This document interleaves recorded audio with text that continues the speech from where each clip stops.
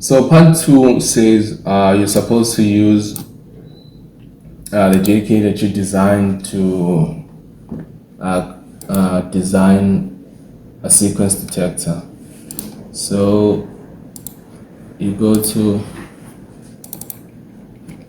but first, your lab sheet says you're supposed to use a 74165 shift register. So a shift register turns a parallel load to a serial load. That means you have 8 bits, and then those 8 bits are going to be sent through one line in 8 cycles. So you have let me see. So here you would have a parallel load. Okay, yeah, it's not clear here. Anyways, here you have a parallel load which is HL. That's 0. That's 1 0 1 0 1 0 1 1. That's a parallel load. So when your clock inhibitor is set, there's not gonna be a change through the output.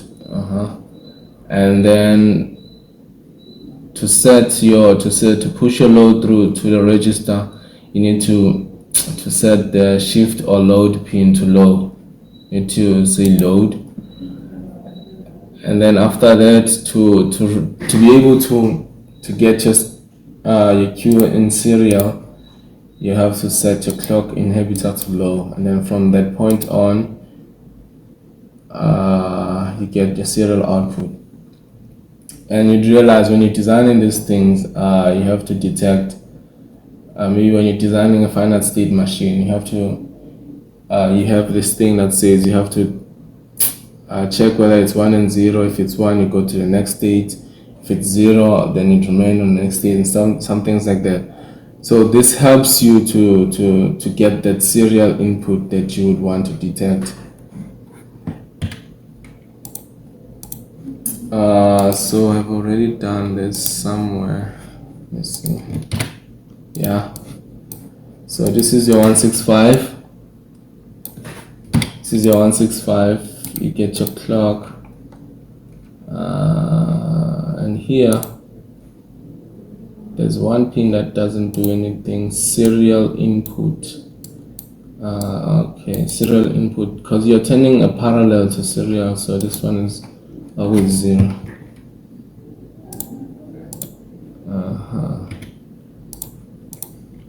This one is always 0. Let's see. Okay, so connecting this, setting this clock as an input. So this is your parallel load. A parallel load. This is whether you are shifting in or not. So this. So this is always 0. Clock inhibitor is always 0.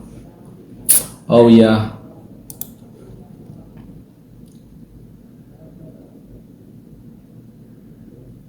Clock inhibitor can always be 0 because it doesn't have an effect until the shift or load is selected. So you will have a 0 even though when this thing is low. So just to save some space, you set it to 0. Set it to 0 because it doesn't have an effect until you press the switch. And you are using a parallel to serial, so this one is set to 0 and this is your output. So you build that,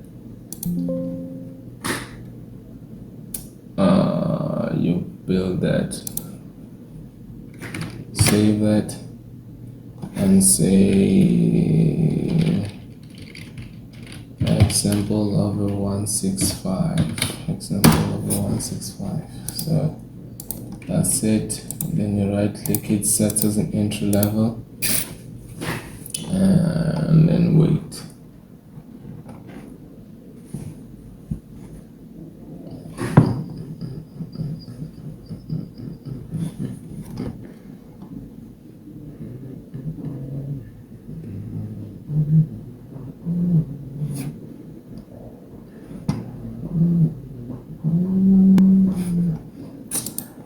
Okay, so let's simulate it and see what we get.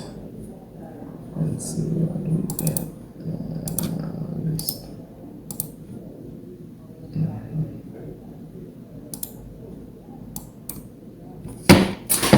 All right. Okay. So 7. Use the first 4 bits for one number, and you use the last 4 bits for another number. 4 bits. For me, digit 1. Let's say digit 1. Yeah, and then the last 4 bits, you set that to group, and then you name that digit 2, and then you name that digit 2. So mine is 7. That means this is 7 and 2. This is 2.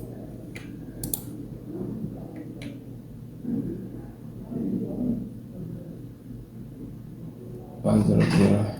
Yeah, and then let's group those together, and then we group those together and say digits, and then unsigned decimal at 72, and change the radix here and set this to binary, set this to binary. Yeah, so as you can see, it's 0 0 1 0 1 1 1 0 0 1. That's 7 and 2. That makes 7 and 2. So your clock can be anything. It's something that's gonna make this thing more visible. Let's choose 100. 100, yeah. So what we're saying is that this is shift or load. This is shift or load. So you are going to shift somewhere here. This is your output. This is your output.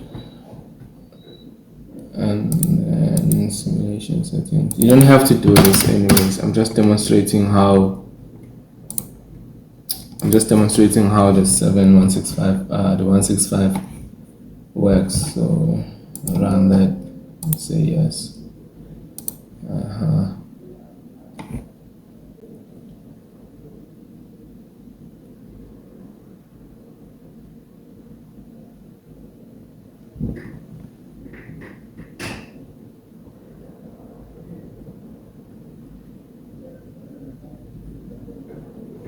Okay.